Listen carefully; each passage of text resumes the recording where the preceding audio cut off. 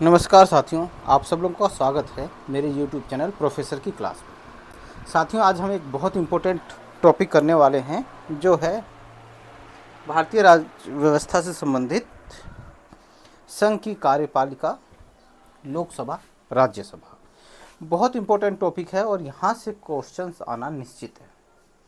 जो भी बच्चे BA और MA की तैयारी कर रहे हैं तो उनके लिए तो यहाँ से बहुत सारे क्वेश्चन आने वाले हैं। 5-5, 6-6, 7-7, 8-8 क्वेश्चन आते हैं। और जो बच्चे TGT की तैयारी कर रहे हैं उनके लिए भी 3 से 4-5 क्वेश्चंस आ जाते हैं। और जो बच्चे नेट और JRF की तैयारी कर रहे हैं उनके लिए यहाँ से 2 क्वेश्चन आते हैं। तो बहुत इम्पोर्टेंट है, आप लोग इसको बहुत अच्छे से समझिएगा। आपका PGT का और TGT का एग्ज़ाम लगने को है, ज़्यादा टाइम नहीं बचा है। तो बहुत कम टाइम में मैं आप लोगों के लिए बहुत इम्पोर्टेंट क्वेश्चंस लेके आया हूँ। 60 क्वेश्चंस हैं यहाँ पे, टोटल 60 क्वेश्चंस हैं। और ये क्वेश्चन करने के बाद आपको यहाँ से अगर कहीं से भी क्वेश्चन बनेगा तो आप बड़ी आसानी से बना लेंगे। ठीक है, तो आप सब लोग बड़े ध्यान से पूरा वीडियो देखिएगा। और अगर आपको वीडियो अच्छा लगे तो लाइक कीजिएगा, शेयर कीजिएगा। ठीक है, तो पहला क्वेश्चन है, भारत में मंत्रिमंडल किसके प्रति उत्तरदायी होता है? ठीक है ना, कैबिनेट, मंत्रिमंडल किसके प्रति उत्तरदायी होता है? लोकसभा, राज्यसभा, राष्ट्रपति या उच्चतम न्यायालय? तो भारत में मंत्रिमंडल जो होता है वो लोकसभा के प्रति उत्तरदायी होता है। ठीक है, ये जो भारत में संसदीय प्रणाली अपनाई गई है, ठीक है, और इसमें जो होता है लोकसभा, जिस दल के पास बहुमत होता है, लोकसभा में जिस दल के पास बहुमत होगा वो अपने में से ही,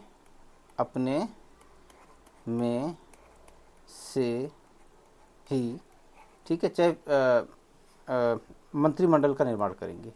ठीक है ना, मंत्रिमंडल का निर्माण करेंगे मतलब वही पार्टी सरकार बनाएगी।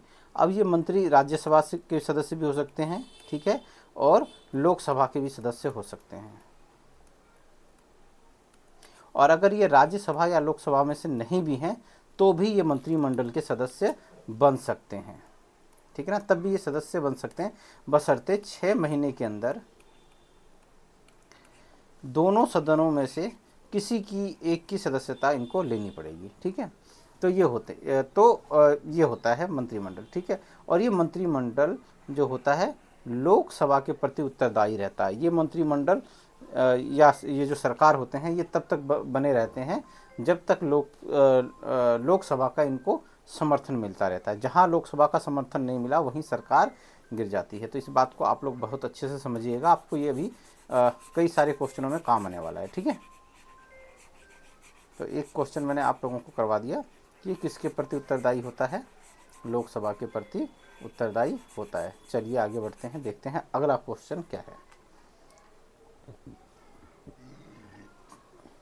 भारत में मंत्रिमंडल का नेता निम्नलिखित में से कौन होता है? ठीक है, राष्ट्रपति, उपराष्ट्रपति, प्रधानमंत्री, लोकसभा अध्यक्ष।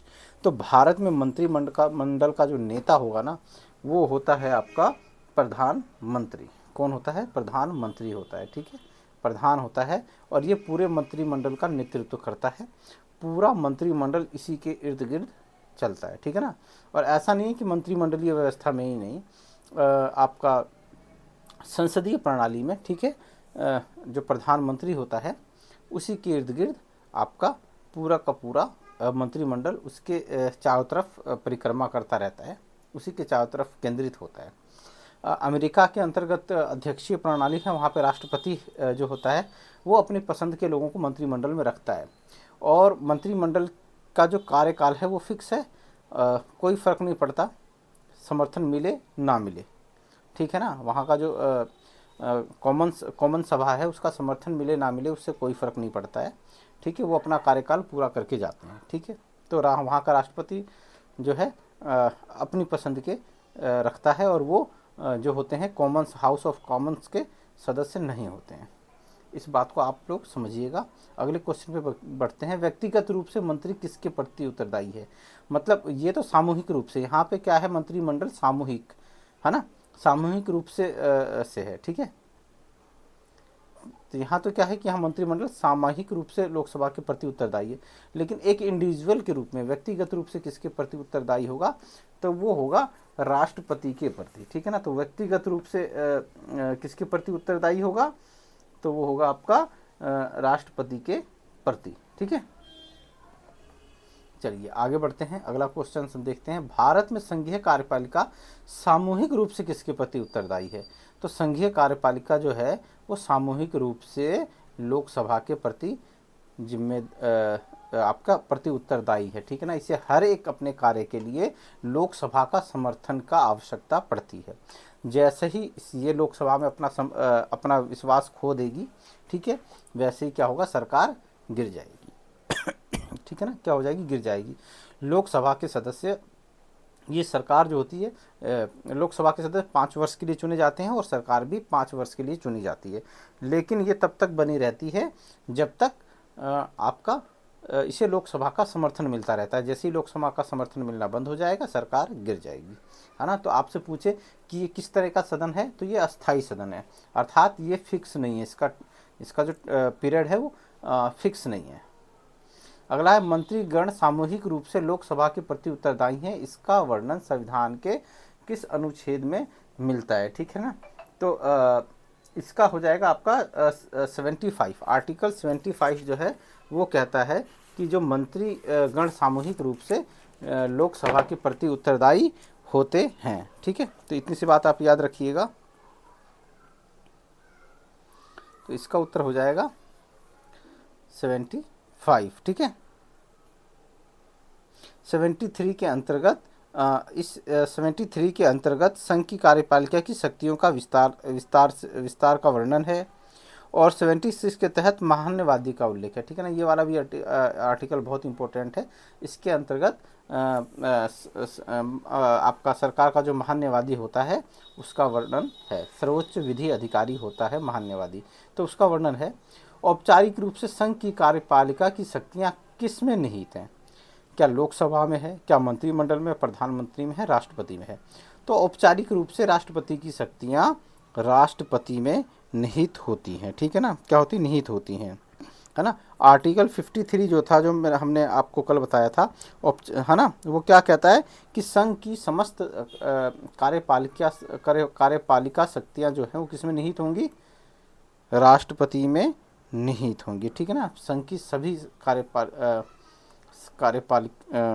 कार्यपालिका ये है 53। तो ये क्या कहता है कि संघ की समस्त कार्यपालिका शक्तियां राष्ट्रपति में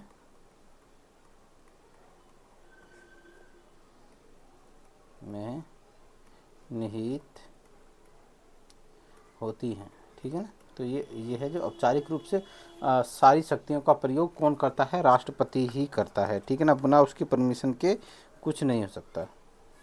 और ये जो ये मंत्रिमंडल होता है ये उसकी सहायता के लिए होता है, ठीक है ना, परामर्श सहायता के लिए, उसी की सहायता से वो कार्य करता है। ऐसा एक मामले में हुआ भी था कि सरकार ने समर्थन खो दिया था, तो मुझे उसका नाम नहीं याद रहा, किस प्रधानमंत्री के कार्यकाल में हुआ था।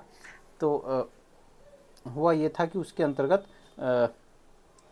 जो प्रधानमंत्री था उसने बोल दिया था कि भाई मैंने विश्वास खो दिया है ना। तो क्या है कि हम इस्तीफ़ा दे रहे हैं, ठीक है, अब हमें सरकार में बने रहने का कोई हक नहीं है, ठीक है।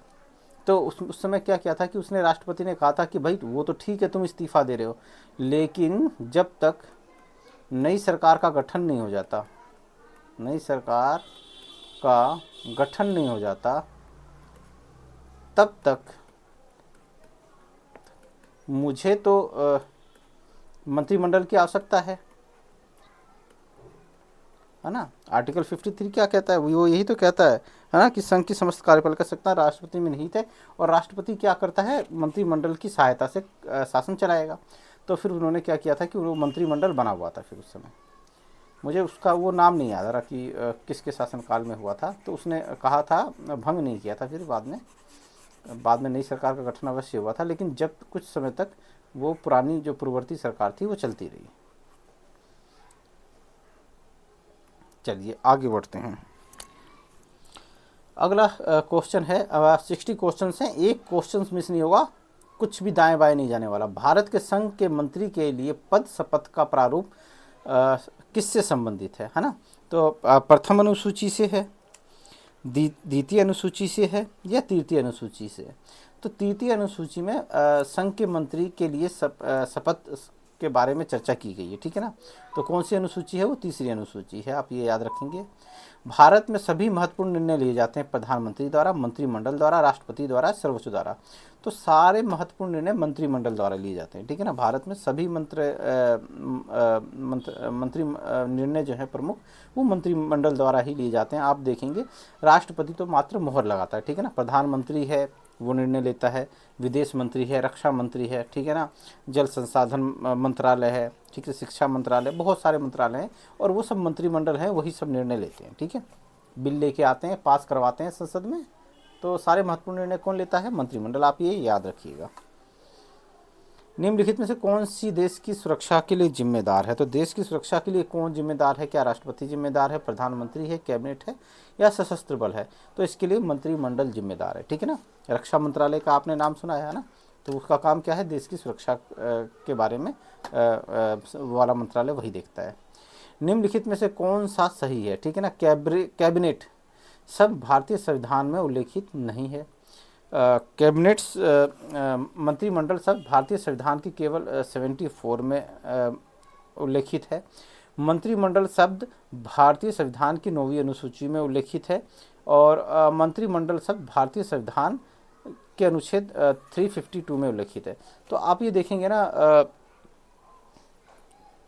ये वाला जो है ये वाला कथन सही है, ठीक है ना। ओनली ये वाला कथन सही है, ठीक है ना। डी जो है वो सही है, क्योंकि मंत्रिपरिषद का वर्णन है यहाँ पे भी। आर्टिकल 74 के अंतर्गत भी आर्टिकल 74 जो है ना, इसमें मंत्रिपरिषद का वर्णन है, ठीक है ना। क्या है? आर्टिकल 74 में मंत्रिपरिषद का वर्णन है,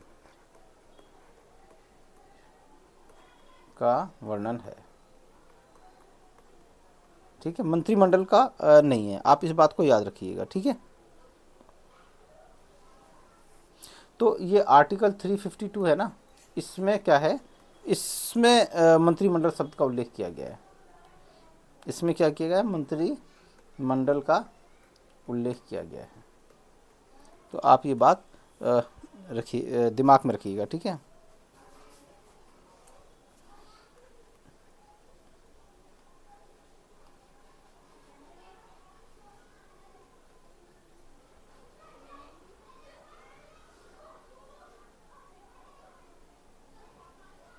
चलिए आगे बढ़ते हैं, समय कम है तो फटाफट क्वेश्चन करेंगे। किस वर्ष भारत में मान्यता प्राप्त विपक्ष के नेता को कैबिनेट मंत्री का दर्जा देना शुरू किया गया? तो पहले मतलब नेता विपक्ष को कैबिनेट मंत्री का दर्जा नहीं था, लेकिन अब उसको वही सुविधाएं मिलती हैं जो कैबिनेट के किसी मंत्री को मिलती हैं, है ना। तो बहुत इंपॉर्टेंट हो जाता है ये वाला। क्या हो जाता है? ये बहुत इंपॉर्टेंट हो जाता है। और यहाँ पे देखो एक ऑप्शन है नहीं, बाई चांस मिस्टेक से ये हो गया है, लेकिन सही ऑप्शन है 1977 से, है ना। जो विपक्ष का नेता होता है, ठीक है, कोई एक व्यक्ति होगा, है ना, उसको क्या किया जाएगा? कैबिनेट मंत्री का दर्जा दिया जाएगा, ठीक है। तो आपको ये पता करना है, आज का आपका क्वेश्चन है कि भाई इस समय भारत का नेता प्रतिपक्ष कौन है, ठीक है ना। लोकसभा का अलग, राज्यसभा का अलग, आप इसको पता करके ग्रुप में भेजिएगा, ठीक है। जो मेरा ग्रुप बना हुआ है ना, व्हाट्सएप का, वहाँ पे आप भेजेंगे। प्रथम गैर कांग्रेसी प्रधानमंत्री कौन थे? तो लाल बहादुर शास्त्री तो कांग्रेसी थे, ठीक है। चंद्रशेखर आज़ाद ये आए थे चौधरी चरण सिंह 1980 के आसपास। मोरारजी देसाई जो थे वो प्रथम गैर कांग्रेसी थे, और ये 77 के अंतर्गत आए थे, 1977 में आए थे, ठीक है ना। ये प्रथम क्या थे? गैर कांग्रेसी थे, ठीक है।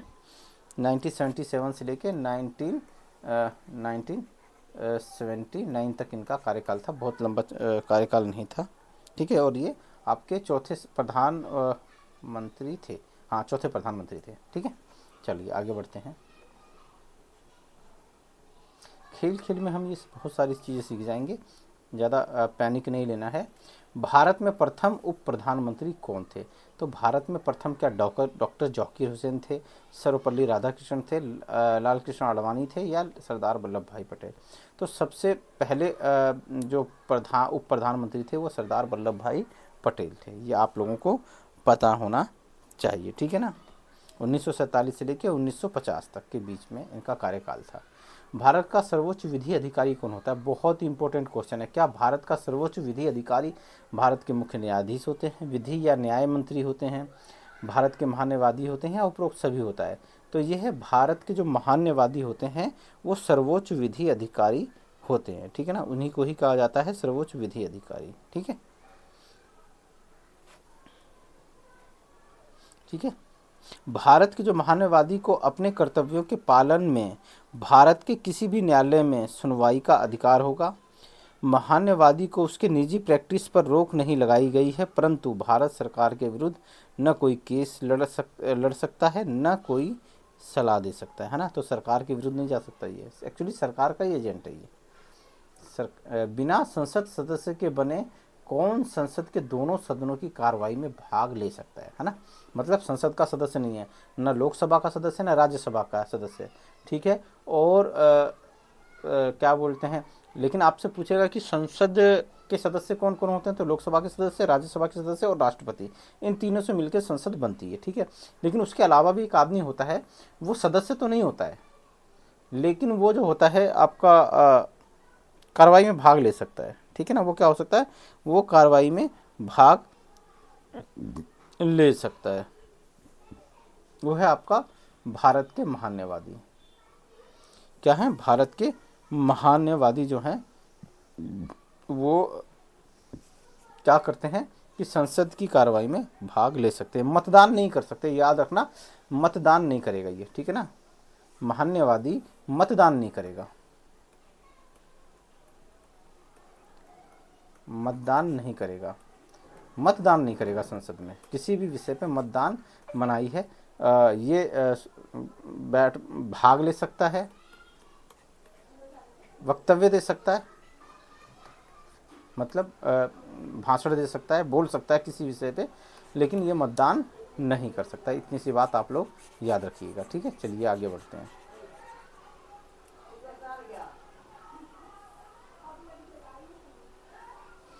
अब महान्यायवादी की नियुक्ति कौन करता है? तो महान्यायवादी की नियुक्ति राष्ट्रपति करता है। ये भी सब बात आप लोग समझ लीजिएगा। राष्ट्रपति कौन करता है? राष्ट्रपति।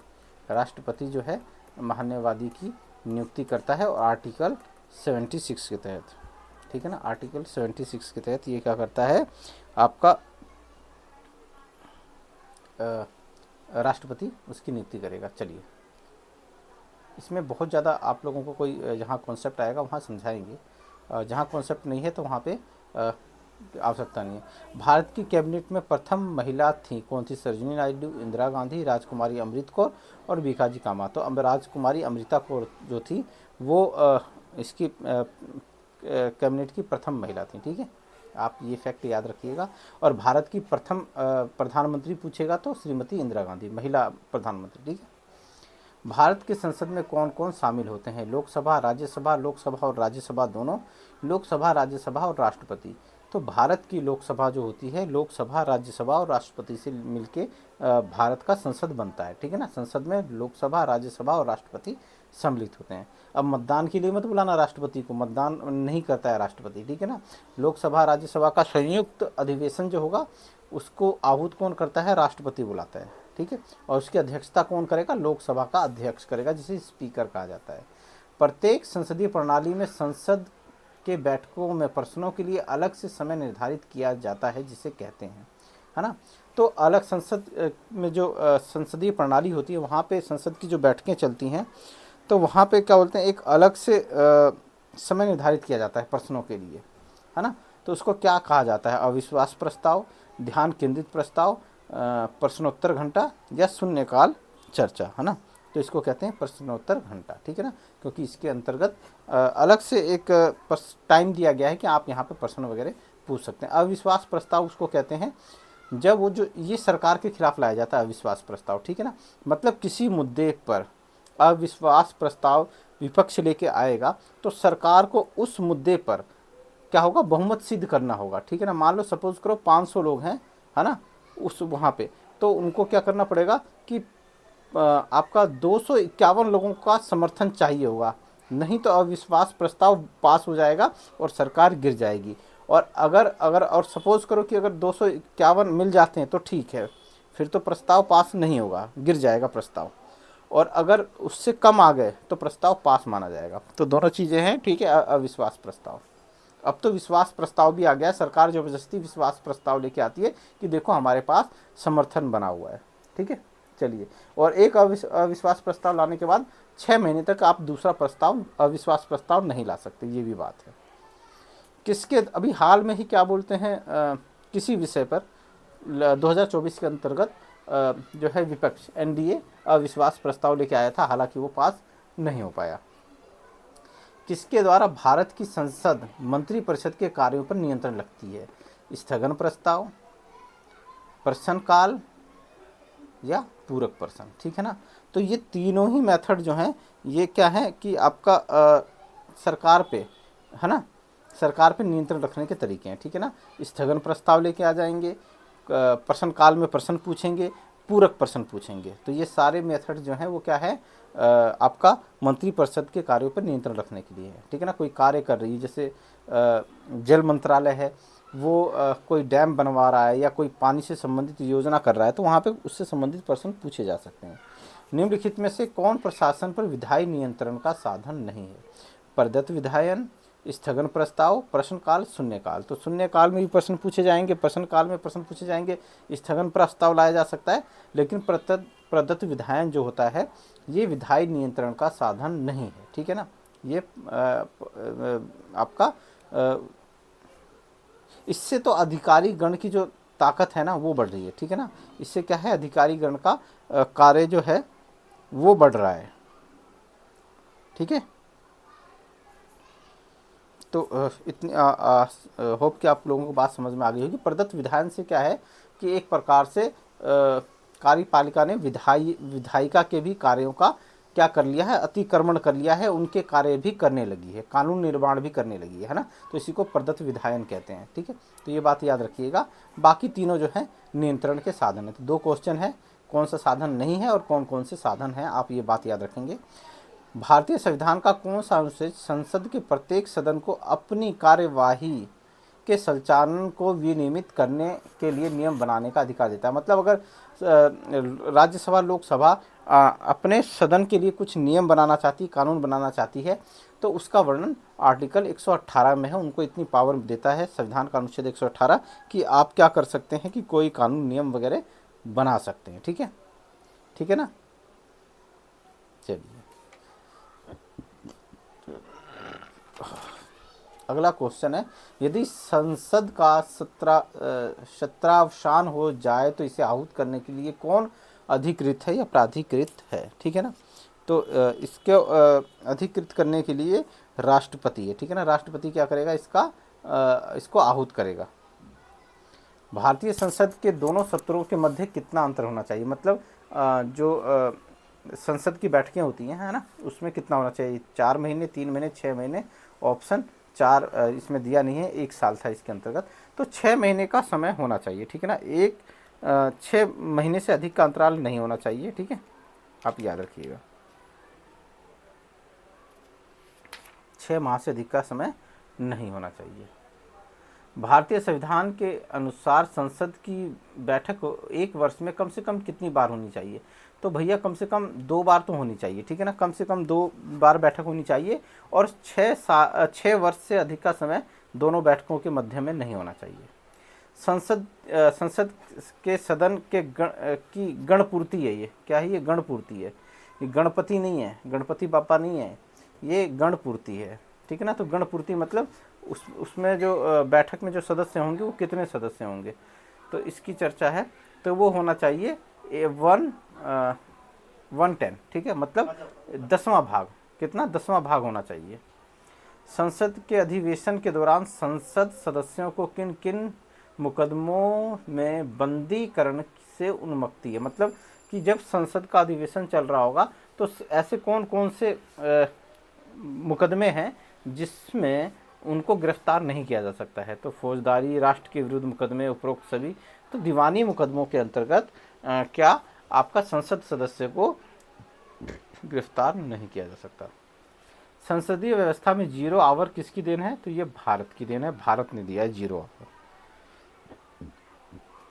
ठीक है। और ये 0 आवर कब चालू होता है, अब ये भी समझ लीजिए, है ना। तो 0 आवर जो होता है वो प्रारंभ होता है जैसे ही आप दिन के 12 बजते हैं ना, 12, है ना, तो 12 के बाद टाइम क्या हो जाएगा? टाइम ऐसे हो जाता है, हम 12 बज के 1 मिनट बोलते हैं इसको, लेकिन हकीकत में ये शून्य के यहाँ पे शून्य हो गया ना, 12 के बाद तो 0 बज के 1 मिनट होता है ये, ठीक है ना। 0 बज के 2 मिनट हो जाता है, 0 बज के 3 मिनट हो जाता है। तो इसी को ही कहते हैं, क्या बोलते हैं, इस यहाँ से शुरू होकर ये जब बढ़ता चला जाएगा टाइम आ जाएगा 1 बज के 00, 1 बजे का, इसके बीच का जो समय होगा ना उसको कहेंगे 0 आवर,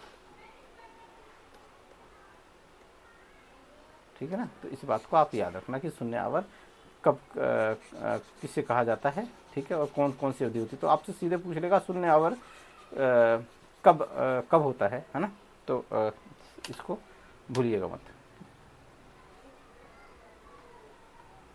भारतीय संसद की कार्रवाई में शून्य काल का अर्थ है सत्र का प्रथम घंटा, जब विशेषाधिकार प्रस्ताव स्वीकृत होता है। प्रश्न काल के पूर्व का काल, प्रश्न काल व एजेंडे के मध्य का समय, है ना। तो ये क्या होगा? ये आपका ये वाला हो जाएगा, ठीक है। तो जो प्रश्न काल व एजेंडे के मध्य का समय होता है उसी को कहते हैं शून्यकाल। भारतीय संघ में नए राज्य को प्रवेश करने की शक्ति किसको प्राप्त है ना। मतलब अगर आप भारत राज्य के अंतर्गत नए राज्य को शामिल करना चाहते हैं तो इसकी पावर किसके पास है? संसद, राष्ट्रपति, सर्वोच्च न्यायालय या यूनाइटेड नेशंस। तो ये पावर संसद को प्राप्त है। संसद क्या कर सकता है? नए राज्यों को शामिल कर सकता है। और भारतीय संविधान के आर्टिकल 1 से लेकर 4 में भाग 1 में राज्यों के बारे में चर्चा की गई है, ठीक है। राज्यों के बारे में चर्चा की गई है, ठीक है।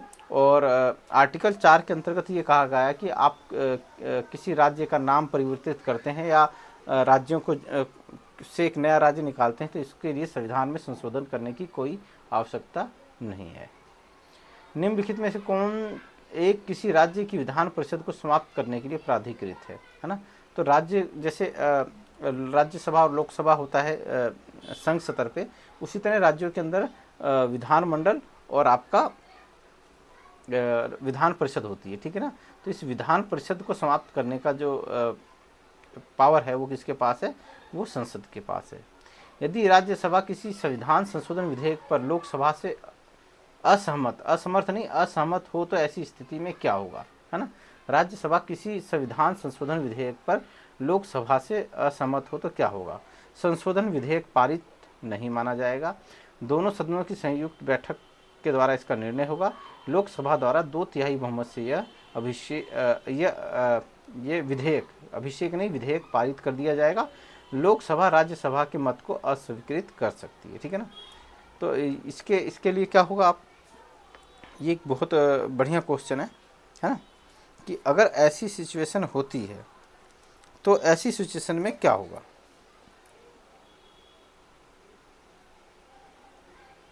तो ऐसी सिचुएशन में संशोधन विधेयक पारित नहीं माना जाएगा, ठीक है ना। दोनों सदनों की संयुक्त बैठक के द्वारा नहीं, इसमें संयुक्त बैठक नहीं होती है। जब भी क्या होगा? संविधान संशोधन विधेयक होगा तो संयुक्त बैठक का प्रावधान नहीं है, साधारण विधेयक में ही होता है। लोकसभा द्वारा 2/3 बहुमत से ये विधेयक पारित कर दिया जाएगा, नहीं। लोकसभा राज्यसभा के मत को अस्वीकृत कर सकती है, नहीं। ये विधेयक पारित नहीं माना जाएगा, ठीक है ना। इसमें यही होगा, ठीक है। क्या होगा? ये विधेयक पारित नहीं माना जाएगा। तो आप लोग ये याद रखिएगा, ठीक है। भारतीय संविधान के अनुच्छेद 108 के अंतर्गत लोकसभा और राज्यसभा की संयुक्त बैठक कौन आहूत करता है, ठीक है ना। ये आहूत है तो राष्ट्रपति, प्रधानमंत्री, राष्ट्रपति, सर्वोच्च न्यायालय के मुख्य न्यायाधीश या लोकसभा अध्यक्ष। तो ये राष्ट्रपति होते हैं जो क्या करते हैं, आपका दोनों सदनों की संयुक्त बैठक आहूत करते हैं, ठीक है ना, बुलाते हैं। और भी अच्छे अच्छे क्वेश्चन आने वाले हैं। लोकसभा और राज्यसभा की संयुक्त रूप से बैठक कब करती हैं? दोनों कब करती हैं? जब इनकी इच्छा हो, दोनों के बीच कोई असहमति हो तब। राष्ट्रपति दोनों सदनों को बुलाते हैं तब। उनके मध्य वर्ष में एक बार संयुक्त बैठक अनिवार्य है। तो राष्ट्रपति जब बुलाएंगे ना तभी होगा, ठीक है। ऐसा नहीं है कि मतलब इन दोनों में असहमति है तो संयुक्त बैठक हो ही जाएगी, नहीं, राष्ट्रपति जब बुलाएंगे तभी होगी। संसद के संयुक्त अधिवेशन को कौन संबोधित करता है, ठीक है ना। तो ये जो है, ये हैं आपके मिस्टर राष्ट्रपति जो हैं वो क्या करते हैं, वो संबोधित करते हैं संयुक्त अधिवेशन को, ठीक है। भारतीय संसद के दोनों सदनों की संयुक्त बैठक कब बुलाई जाती है? संविधान संशोधन विधेयक के संबंध में, धन विधेयक के संबंध में, साधारण विधेयक के संबंध में, या उपरोक्त सभी में? तो भैया धन और विधेयक और संविधान संशोधन विधेयक में संयुक्त बैठक नहीं बुलाई जाती, ये केवल साधारण विधेयक के संदर्भ में संयुक्त बैठक का प्रावधान है, ठीक है। संसद के दोनों सदनों की संयुक्त सत्र की अध्यक्षता कौन करता है? अब जब दोनों लोकसभा और राज्यसभा एक साथ बैठेगी तो उसकी अध्यक्षता कौन करेगा? क्या राज्यसभा करेगा, क्या राष्ट्रपति करेगा, उपराष्ट्रपति करेगा, या लोकसभा अध्यक्ष? तो ये लोकसभा अध्यक्ष करेगा, सदैव सदैव लोकसभा अध्यक्ष इसकी अध्यक्षता करेगा। भारतीय संविधान का कौन सा अनुच्छेद भारत के राष्ट्रपति को अध्यादेश जारी करने की शक्ति प्रदान करता है? तो ये तो आप लोगों ने पिछली क्लास में देखा था। राष्ट्रपति द्वारा जारी किया गया अध्यादेश कितनी अवधि तक मान्य होता है ना? तो कितनी अवधि तक मान्य होता है? 6 माह, 3 माह, 9 माह और 6 महीने 6 सप्ताह। तो ये 6 महीने 6 सप्ताह है, ठीक है ना। एक जो राष्ट्रपति का अध्यादेश है वो 6 महीने तक के लिए जारी होता है, ठीक है ना। और दूसरा ये है कि भाई अगर सत्र चल रहा है ना, अगर सत्र चल रहा है तो मैक्सिमम टू मैक्सिमम 6 हफ्ते और जोड़ लो, ठीक है ना। सपोज करो कि सत्र नहीं चल रहा है, 6 महीने का तो टाइम है अध्यादेश का, ठीक है। अध्यादेश 6 महीने का तो टाइम है, और 6 महीने के बाद सत्र चालू हुआ, ठीक है ना। 6 महीने के बाद ही चालू हुआ, तो ऐसे में 6 हफ्ते और, है ना, वीक, ठीक है। तो कितना? 6 महीने 6 हफ्ते हो गया, लगभग 7.5 महीने, है ना, महीने, ठीक है। तो ये बात आप लोग समझिएगा, ठीक है ना, इसमें कंफ्यूज मत होइएगा। अगर ऑप्शन 6.5 महीने नहीं है तो फिर 6 पे लगा दीजिएगा, कोई दिक्कत नहीं है। लेकिन अगर है तो फिर आप 6 महीने 6 हफ्ते पे जाइएगा। चलिए, इतना डिटेल से आप लोगों को कोई नहीं पढ़ाएगा जितना मैं पढ़ाता हूँ। साधारण विधेयक को प्रस्तावित किया जाता है लोकसभा में, राज्यसभा में, लोकसभा और राज्यसभा दोनों में, उपयुक्त में से कोई नहीं। तो ये लोकसभा और राज्यसभा दोनों में लाया जा सकता है साधारण विधेयक, इसमें कोई दिक्कत नहीं है। धन विधेयक पेश किया जाता है तो ये केवल लोकसभा में लाया जाता है धन विधेयक, ठीक है ना, इस बात को समझिएगा। लोकसभा का कार्यकाल कितना है ना? 6 वर्ष, 5 वर्ष, 3 वर्ष, 2 वर्ष। तो इसका कार्यकाल 5 वर्ष का है, ठीक है ना। लेकिन क्या है कि फिक्स नहीं है ये, ठीक है ना, फिक्स नहीं है। समय 5 साल से पहले भी प्रधानमंत्री राष्ट्रपति से बोलकर लोकसभा को भंग कर सकता है और नए चुनाव करवा सकता है। आप कहोगे कि सर ऐसा क्यों होगा? ऐसा होगा ही क्यों कि सपोज करो जैसे मिली जुली सरकार है, ठीक है ना, गठबंधन है, अभी तो चल ही रहा है ना मोदी साहब का, बीजेपी एनडीए का गठबंधन है, ठीक है। अब मोदी जी लाए एक बिल, कोई बिल लेके आए, ठीक है ना, कोई भी एक बिल लेके आए, ठीक है, एक विधेयक लेके आए। अब इनके पास तो शायद 240 के आसपास ही संख्या है, ठीक है, और इनको चाहिए बहुमत ज़्यादा चाहिए भाई, है ना, 270 प्लस चाहिए, और इनके पास 240 है। अब ये विधेयक लेके आएंगे तो मोदी जी को पता है कि ये बिल पास नहीं होगा, ये बिल पास नहीं होगा क्योंकि मेरे पास 240 नंबर हैं और बाकी जो गठबंधन के सदस्य हैं, ठीक है ना, सदस्य वो समर्थन नहीं करेंगे, तो वो बिल नहीं लाएंगे, या तो बिल नहीं लाएंगे या राष्ट्रपति से बोल देंगे कि मेरे पास नंबर नहीं है, मतलब समर्थन नहीं है, मेरे पास जो ये नंबर चाहिए ना, ये नंबर नहीं है, मेरे पास नंबर कम है, नंबर नहीं है, आप लोकसभा भंग कर दो, लोकसभा भंग कर दो, है ना। तो फिर नए चुनाव होंगे, ठीक है। तो ये भी एक तरीका होता है। मोदी जी चाहें जब मर्जी यूज़ कर सकते हैं, मतलब जब तक चल रही है, नहीं होगा तो भंग करके तुरंत चुनाव करवा सकते हैं, ठीक है। तो ये पॉलिटिक्स की बहुत बारीकियां होती हैं, इनको आप अब तो खैर न्यूज़ में मतलब की चीज़ें मिलती ही नहीं हैं, खाली हिंदू मुस्लिम मिलता है, वरना बहुत कुछ आप लोगों को न्यूज़ से मिल सकता है जो मिलता नहीं है। अब क्या ही कर सकते हैं उसके लिए। चलिए आगे बढ़ते हैं। क्वेश्चन नंबर 42, भारत का लोकसभा स्पीकर अपना इस्तीफा किसे संबोधित करता है ना। तो लोकसभा का स्पीकर जो होगा, क्या प्रधानमंत्री को, उपराष्ट्रपति को, भारत के राष्ट्रपति को, या लोकसभा के उपसभापति को। तो लोकसभा के उपसभापति को अपना इस्तीफा देगा लोकसभा स्पीकर। लोकसभा की अधिकतम सदस्य संख्या कितनी होती है ना। तो अब लोकसभा के क्वेश्चंस आगे बहुत इंपॉर्टेंट क्वेश्चंस हैं, है ना। तो ये यहाँ से कोई ना कोई क्वेश्चन तो भाई देखो हर साल आएगा ही आएगा। आप लोगों को थोड़ा सा इस पर ध्यान रखना है, हमेशा इस चीज़ का करना है। और अधिकतम संख्या जो हो सकती है ना, वो 550 हो सकती है, ठीक है। 550, इससे ज़्यादा संख्या बढ़ाने के लिए फिर परिसीमन आयोग वगैरह गठित करना पड़ेगा, उसके बाद ही संभव है। अभी 550 फिक्स है, ठीक है। और आप लोगों के लिए कार्य है, आप राज्यसभा की सदस्य संख्या कमेंट करो, है ना। राज्यसभा सदस्य संख्या इसको करो, ठीक है ना। और यूपी का भी पता करना कि लोकसभा और राज्यसभा में कितनी सीटें हैं, ठीक है। बहुत इंपॉर्टेंट टास्क है ये, कीजिए। लोकसभा में दिए गए सभी भाषण और अभियुक्तियां किसे संबोधित की जाती हैं, है ना। अगर कोई भाषण देता है वो किसको देता है ना, किसकी तरफ देखा जाता है। तो लोकसभा के अध्यक्ष की तरफ देखा जाता है, ठीक है ना। लोकसभा अध्यक्ष की तरफ किया जाता है। लोकसभा में किसी विधायक पर आम बहस किस स्तर पे होती है। अब लोकसभा में बहस होती है ना। किसी विधायक नहीं, विधेयक है, ठीक है ना। ये गलत लिखा गया है, विधायक नहीं विधेयक है। तो किस चरण पे, है ना, किस चरण में होती है। तो द्वितीय वाचन के समय, वचन नहीं वाचन के समय में क्या होती है, किसी विधायक पे आम बहस होती है। असत्य कथन का चयन करें। धन विधेयक को केवल लोकसभा में पेश किया जा सकता है। राष्ट्रपति राज्यसभा को विघटित कर सकता है। मंत्रिपरिषद लोकसभा के प्रतीक सामूहिक रूप से उत्तरदायी है। राज्यपाल को राष्ट्रपति हटा सकता है। तो बिल्कुल सही है, राज्यपाल को राष्ट्रपति हटा सकता है। मंत्रिपरिषद लोकसभा के प्रति सामूहिक रूप से उत्तरदायी है। अगर एक मंत्री भी गया ना तो पूरा मंत्रिपरिषद को इस्तीफा देना पड़ेगा। राष्ट्रपति राज्यसभा को विघटित कर सकती है। धन विधेयक को केवल लोकसभा में लाया जा सकता है, ये भी सही है। ये कथन सही नहीं है, राष्ट्रपति राज्यसभा को विघटित नहीं कर सकता, ठीक है ना। क्योंकि राज्यसभा के जो सदस्य हैं ना, ये 1/3, ठीक है ना, 1/3 प्रति 2 वर्ष पे रिटायर होते हैं। प्रति 2 वर्ष पर रिटायर होंगे,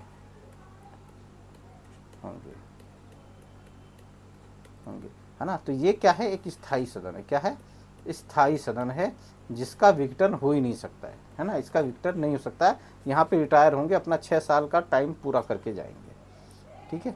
तो इस बात को आप लोग समझिएगा। यहाँ से कंफ्यूज करने के लिए आपसे क्वेश्चन पूछ लेगा, है ना। तो आप इसको थोड़ा सा ध्यान रखिएगा। यहाँ से क्वेश्चन बहुत अच्छे आने वाले हैं। आप लोग बड़े थम के थोड़ा ध्यान से पढ़िएगा, इसके बाद आपको कुछ पढ़ने की आवश्यकता पड़ेगी नहीं। लोकसभा स्पीकर अपने निर्णायक मत का प्रयोग कब करता है। महाभियोग प्रस्ताव पर, आर्टिकल 368 से संबंधित विधेयक पर, अनुच्छेद 123 से संबंधित विधेयक पर, समान मत आने पर। तो लोकसभा अमूमन अपने मत का प्रयोग तभी करता है जब मत बराबर हो जाए, ठीक है ना। अब कोई विधेयक आया, विधेयक मतलब कोई बिल, है ना। तो इसमें क्या है, पक्ष में तो पड़ गए, सपोज करो 180, और विपक्ष इस विधेयक के विपक्ष में पड़ गए, विरोध में, है ना, विपक्ष या विरोध में भी पड़ गए 180। अब मत हो गए बराबर। तो ऐसे में क्या होगा, है ना, ऐसे में क्या होगा, निर्णय तो नहीं निकलेगा। तो क्या होगा, इस ऐसे में जो स्पीकर होगा अपना निर्णायक मत देगा, अपना निर्णायक मत देगा, ठीक है ना, ये याद रखिएगा, वरना नहीं देगा वो, है ना। तो अपने निर्णायक मत का वोट कब करेगा, जब बराबर की स्थिति हो, सिचुएशन हो, ठीक है, रिजल्ट ना निकल रहा हो ना, तब वो अपना और वो बाध्य नहीं है। हालांकि जिस दल से चुना जाता है वो उस दल की तरफ झुकाव होता है उसका, लेकिन फिर भी वो एक प्रकार से निष्पक्ष माना जाता है। लोकसभा के प्रथम अध्यक्ष कौन थे? लोकसभा के प्रथम अध्यक्ष थे जीवी मावलंकर, ठीक है ना। तो इस बात को याद करिएगा, है ना। और इस समय कौन है? ओम बिरला है ना। वित्त विधेयक के संबंध में सत्य कथन का चयन करें। यह केवल राज्यसभा में प्रस्तुत होता है? नहीं, ये राज्यसभा में प्रस्तुत नहीं होता है। यह संसद के किसी भी सदन में प्रस्तुत किया जा सकता है? नहीं। यह लोकसभा में प्रस्तुत नहीं किया जा सकता? नहीं, ये भी गलत है। यह केवल लोकसभा में प्रस्तुत होता है, वित्त विधेयक, ठीक है। कोई विधेयक वित्त विधेयक है या नहीं, इसका निर्णय कौन करेगा, ठीक है ना। अब भाई कोई वित्त विधेयक है भी कि नहीं है, इसका निर्णय कौन करेगा? तो भारत के राष्ट्रपति, सर्वोच्च न्यायालय के मुख्य न्यायाधीश, लोकसभा के अध्यक्ष और प्रधानमंत्री। तो ये निर्णय करने का अधिकार लोकसभा के अध्यक्ष का है, वही निर्णय करेगा कि ये वित्त विधेयक है या नहीं है। धन विधेयक को किस अनुच्छेद में परिभाषित किया गया है? तो धन विधेयक को किस अनुच्छेद में परिभाषित किया गया है? तो ये आर्टिकल 110 है, इसके अंतर्गत धन विधेयक को परिभाषित किया गया है। अधिकतम कितने दिनों तक राज्यसभा एक वित्त विधेयक को स्वीकृत या अस्वीकृत होने के पश्चात लोकसभा को वापस कर सकती है ना। तो इसके लिए 14 दिन का ही टाइम है, ठीक है ना। वैसे आम बिल जो है उसके लिए तो 60 दिन है शायद, 60 दिन है शायद, हाँ। एक बार इसको आप लोग चेक कीजिएगा, मेरे को कन्फ्यूज़न हो रहा है इसके अंदर, 60 दिन होना चाहिए, है ना। लेकिन इसके वित्त विधेयक के मामले में ये 14 दिन से ज़्यादा नहीं रोक सकते, ठीक है। यदि लोकसभा राज्यसभा के बीच एक धन विधेयक पर मतभेद हो तो दोनों सदनों का एक संयुक्त सत्र बुलाया जाएगा? नहीं, संयुक्त सत्र ओनली साधारण विधेयक पे बुलाया जाता है। राज्यसभा इसे स्वीकृत कर सकती है, ये भी ठीक नहीं है। लोकसभा और राज्यसभा की राय की आवश्यकता नहीं है, ये भी सत्य नहीं है। राज्यसभा अपनी सिफारिश से भेज सकती है, जिसे लोकसभा स्वीकार भी कर सकती है और अस्वीकार भी कर सकती है। तो ये कथन सही है, ठीक है ना। तो क्या होगा कि भाई संयुक्त सत्र बुलाया नहीं जा सकता, राज्यसभा इसे स्वीकृत कर भी सकती है, नहीं भी कर सकती, उसकी जैसी भी इच्छा हो, लेकिन इससे कोई फ़र्क पड़ना नहीं है, ठीक है ना। राज्यसभा पे इस पर कोई फ़र्क पड़ना नहीं है, वो मान भी सकती है और नहीं भी मान सकती है। लोकसभा में अनुसूचित जनजातियों के लिए कितनी सीटें दी गई हैं? तो लोकसभा में अनुसूचित जनजातियों के लिए 47, है ना। तो लोकसभा में उसकी सीटों के लिए जो सीटें दी गई हैं वो लगभग 47 सीटें दी गई हैं, ठीक है ना। तो आप ये बात याद रखिएगा। राज्यसभा में कितनी है, ये आपका होमवर्क है। राज्यसभा के संदर्भ में सत्य कथन का चयन करें। इसके सदस्यों का 1/3 प्रत्येक 2 वर्ष में रिटायर होते हैं, ये सही कथन है। राज्यसभा में ये एक अस्थाई सदन है। नहीं भैया, ये स्थायी सदन नहीं है, लोकसभा स्थायी सदन है।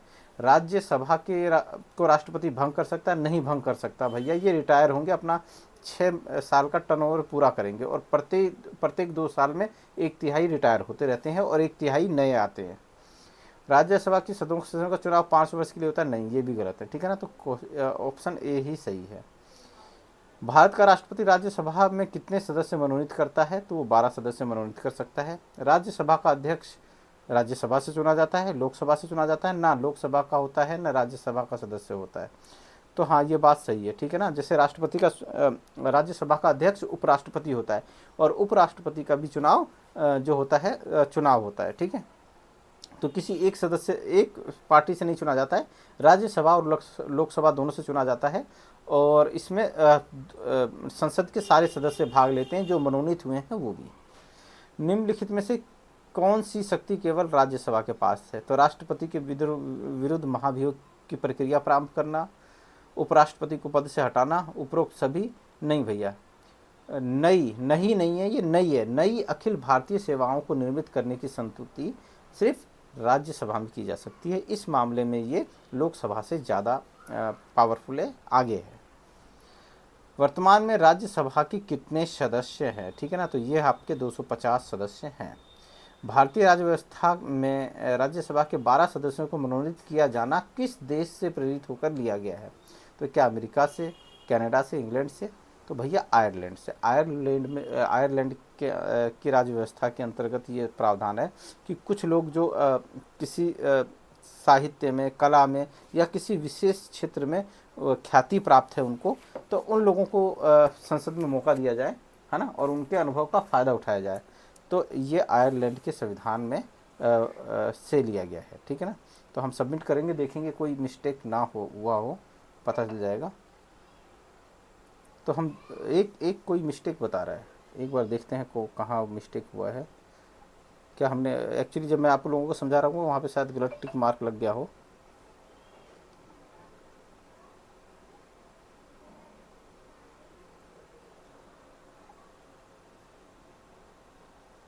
या हो सकता है विकल्प गलत हो गया हो, कोई ऐसा भी हो सकता है।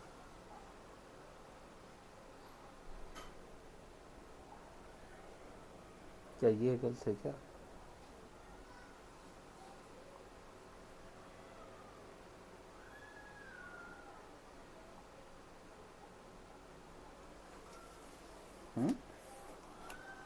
कहाँ पे मिस्टेक हुआ है? यहाँ पे गलत हुआ है, ये 245 है, सॉरी सॉरी, ये 245 है, तो आप लोग इसको करेक्ट कर लीजिएगा। 245 जो है वर्तमान में राज्यसभा के सदस्यों की संख्या है, ठीक है। तो ये इस तरह से आप लोग तैयारी कीजिएगा, आप लोगों के बहुत अच्छे नंबर आने वाले हैं। तो अभी के लिए इतना ही, फिर मिलेंगे एक नए वीडियो में। जय हिंद। अगर आप लोगों को वीडियो अच्छा लगा हो तो लाइक कीजिए, शेयर कीजिए और ज़्यादा से ज़्यादा अपने फ्रेंड्स को शेयर कीजिए, ठीक है।